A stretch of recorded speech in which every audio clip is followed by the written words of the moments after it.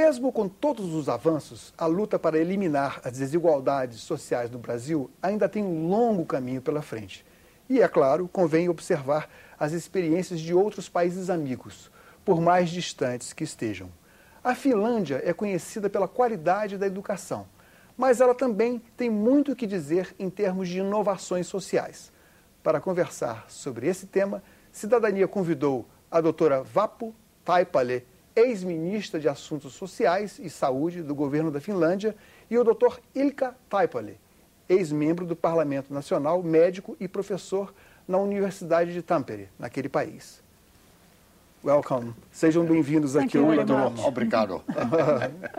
Bom, na Finlândia, parece que a igualdade começa desde que as pessoas nascem, porque lá, desde 75 anos, vocês criaram lá um tipo de assistência social em que a mãe que vai ter o bebê, ela já recebe uma caixa com vários produtos, com um colchãozinho, com roupas, com material de limpeza e higiene, e que ali isso já iguala as pessoas, todos nascem da mesma maneira. Yes, it's really an innovation, and actually it was conditioned at first, so that mothers have to come to the health center or to the health nurse to show their pregnancy, and that would be then followed up, that everything is okay. And when they emerged in the 4th month, they get this package. And the package has been developed very much during last years. First it was poor because we were poor. Even when I started my school, 47, Finland got aid from UNICEF. We got shoes. The first country except Yugoslavia who got aid from UNICEF in the world. Yes, but still we gave to all children this, and now it's very beautiful package, and the fashionable clothes for babies, and people in Finland, people love public services. People just use them. They are so high level. There are not real competition. So all the mothers would like to get this package. And it was even sent to Prince, to the Britain, to British Prince, Caroline and William. There was one condom in it also. Of course. It's given to everybody. Yeah. Ok. Como funciona o sistema na assistência à criança depois que ela nasce? Que direitos tem o pai e a mãe? Quanto tempo ficam cuidando? Como é que é a assistência imediatamente após o nascimento?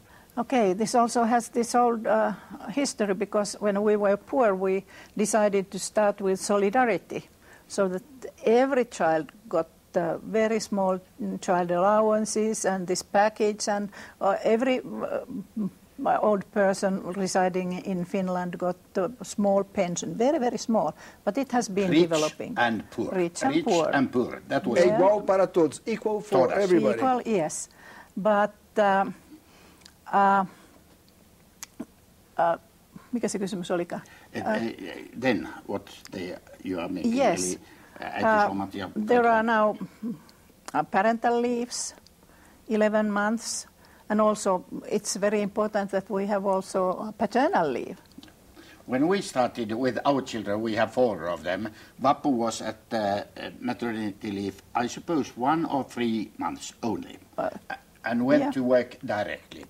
And later we got the last son in 77. It was 6 months. 6 months. Yes. But now it's 11 months. And it's paid 67% of your salary you get during this maternity leave. Hoje o pai e a mãe ficam em casa por 11 meses. One of them, but when a child is born, immediately, who is the best to support mother in taking care of the child?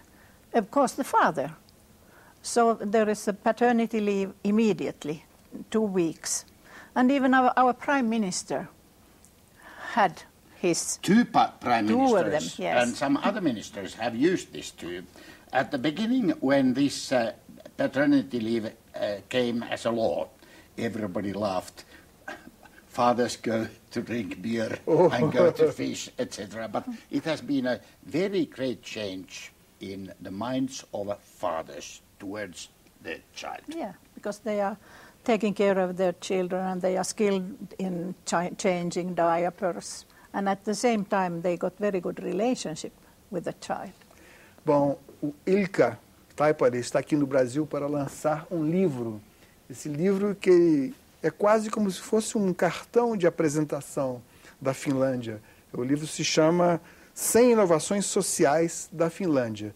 E são inovações em vários aspectos da vida. São desde inovações na estrutura do parlamento até inovações que têm a ver com o cotidiano das pessoas. Como foi escrever esse livro e reunir essas 100 inovações sociais? It's important that the authors of these 100 are from all different parties, from different prime ministers, ministers, ordinary people who have invented them. That's one thing. And the other thing, that it was very broad. There is humoristic things, but very serious ones. And we have only 5 secrets, which are very rare. I just tell them. Free education from the bottom, basic education to university, free of charge to everybody. Very important. 1687, our bishop told, you cannot marry if you are not literate. You have to read Bible at least. And a man wants a woman. You could not get a woman without reading. The second is equality between men and women. That has been a tradition, but it has gone on. The third is autonomy of municipalities. We pay tax to municipalities, 20% about, so all the services, hospitals, education, kindergarten, are made by municipalities, not by state. And the fourth one is the NGOs. We have 100,000 non-governmental organizations, and they are financed by the state and municipalities, but also a very specific thing. There is a monopoly of all money games. Slot machines. The casinos, etc. And they are not in the hands of mafia. They are in the hands of organizations, mafia. So if poor people play, they get the money back for social innovation, social services. And the fifth one is consensus, which is the most important in the world. You have to have consensus. After Winter War, when Soviet attacked with 140 million, we were 4. At the winter, it was 40 degrees below zero. We were united, and we made an agreement between labor union, employers union, and state. All the decisions of labor market, even social policy, has to be made in consensus. Antes de começar a entrevista, eu perguntei a vocês comentei que era um país socialista, então. E vocês disseram que não, que é um país social-democrata. Eu queria que você explicasse, você que foi ministra, explicasse isso melhor. Yes, because in social democratic system or this Nordic welfare system, the decision making is down there in the municipalities. People can participate in the decision making. It's universal. It's equal for everyone residing in Finland, poor or rich.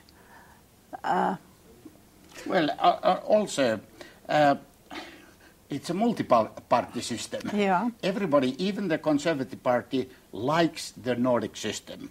And we had a very good slogan when we had a strong Communist Party, 1/4.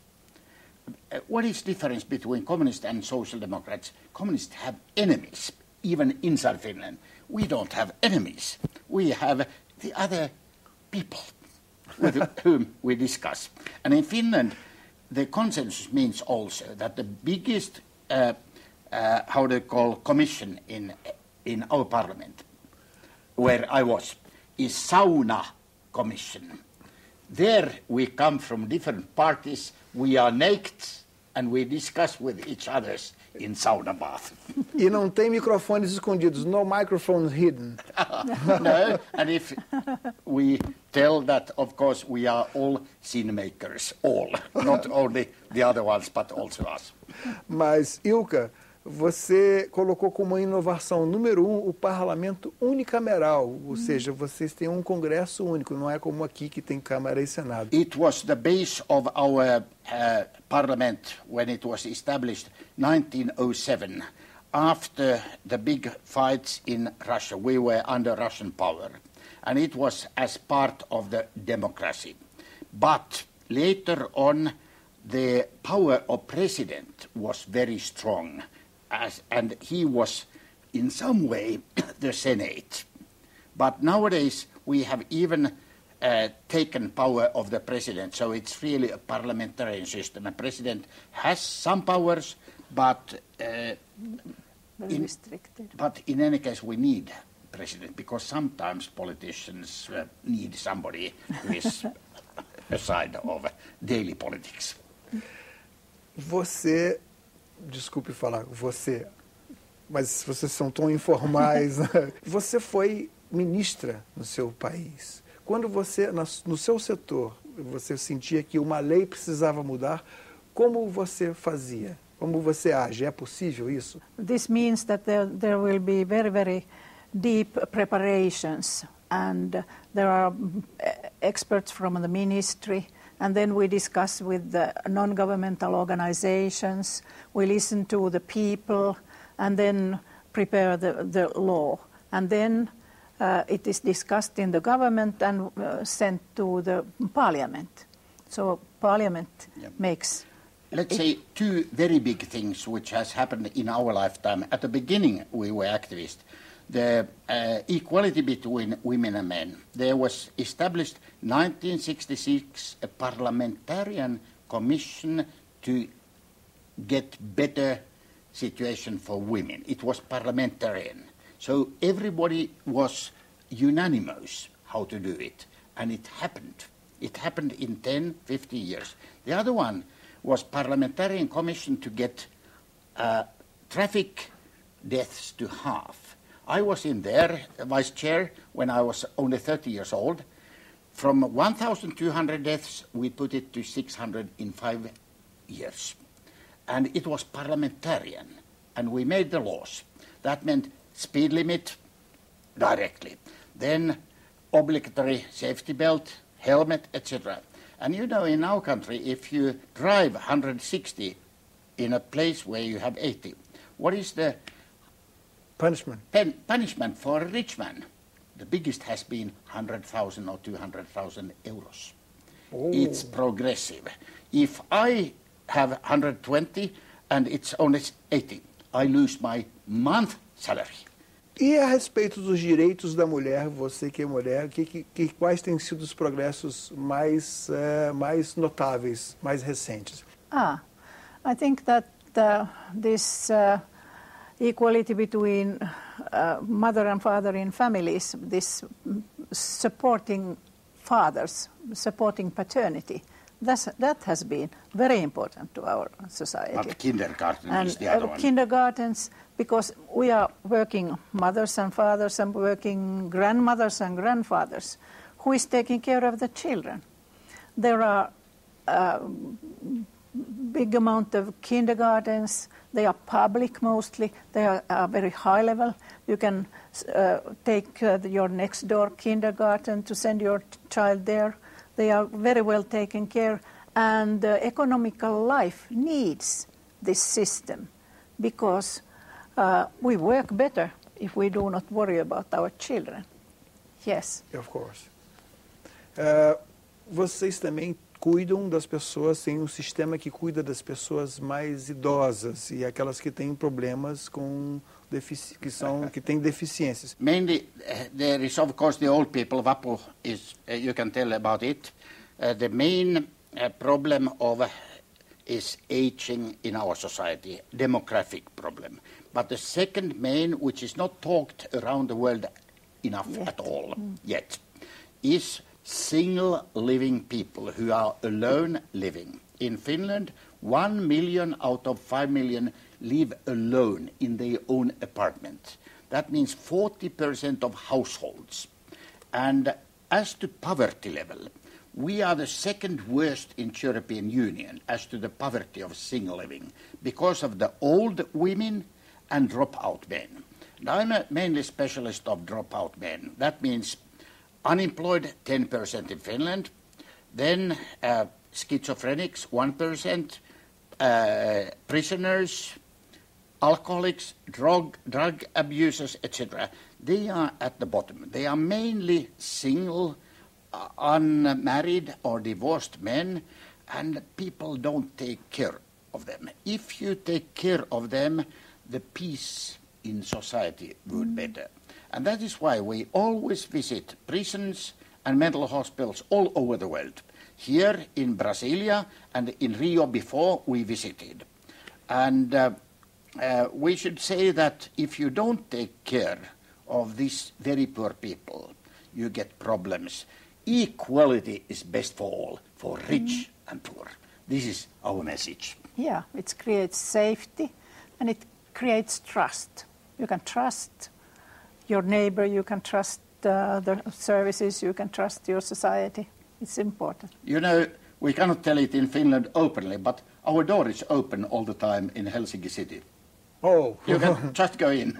We can tell you. But, you know, we trust on each other. Even our police, we trust on police even. Yeah, it's not corrupt at all. Do you know the definition of corruption made by our former president? It's very nice.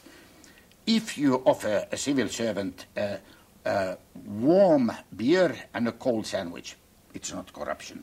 But if you offer cold beer and a warm sandwich, that is corruption. So it's very strict in our country. O prefácio do livro que você organizou foi escrito nada menos que pelo presidente da Finlândia.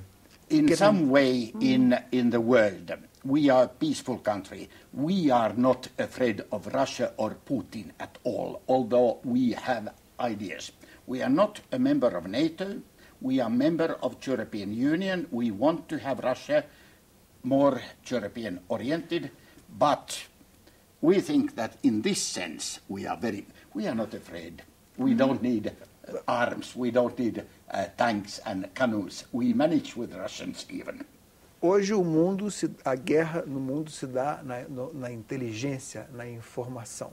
E nesse ponto de vista, vocês também inovaram, porque existem marcas lá, a Nokia, os telefones Nokia, hoje não é a marca mais famosa do mundo, mas vocês também, o sistema Linux foi inventado por um finlandês. We are a very small country, far north, and we live very close to a very big nation. So you can't change your geopolitics, you have to live with it. And that's what we do. We look around around the world and think that people are everywhere the same. We have deep friends in Ukraine, personal friends in the elite nomenclature in Russia also, and we should say that Russia has made two great mistakes. We don't speak Ukraine now. They have not supported universities enough. Science, art and poor people, if you take care of them, it's better. And then they have not given enough freedom to their provinces. We know very rich provinces and they are squeezed the money to Moscow. It's very great two mistakes. So, pardon me asking, are you man and wife? 50 years next year, but 55 years together. Eu perguntei a eles porque eu peguei o briefing há pouco tempo, eu não sabia que eles podiam ser irmãos. You could be brother and sister. So, yeah, of course. Então eu vou fazer uma pergunta aqui crucial. Quem cozinha melhor na casa? Who cooks better? Cooks better. Yeah. We have division of labor. I arrange cookery books, 7 already. For instance, the first cookery book from Africa, Mozambique, Cozinheiro de Mozambique, and she makes. Yeah. And also we have a very nice garden. I plan and she makes the work. But we have taught our sons in Finland, you know, that they never could marry if they can't cook and clean their clothes. And that's the reality now. You know, in Spain, Italy, boys go from home when they are 28. And so they cannot make their bed even because mother has. So she has taught them to make practical things. Thank you very much for being Thank you here. very much. Muito obrigado pela presença de Muito vocês obrigado. aqui no programa. Vocês são muito simpáticos. Muito obrigado para Sim, para ti ou para você. Eu, para você. Obrigado mais uma vez. Cidadania conversou com a doutora Vappu Taipale e com o doutor Ilkka Taipale sobre as inovações sociais na Finlândia. Mande suas críticas e sugestões para nós. Ligue para o Alô Senado 0800 61 2211 ou acesse www.senado.leg.br/TV. Nesse endereço você pode ver de novo ou baixar uma cópia de qualquer programa da nossa TV. Obrigado pela atenção e até o próximo Cidadania.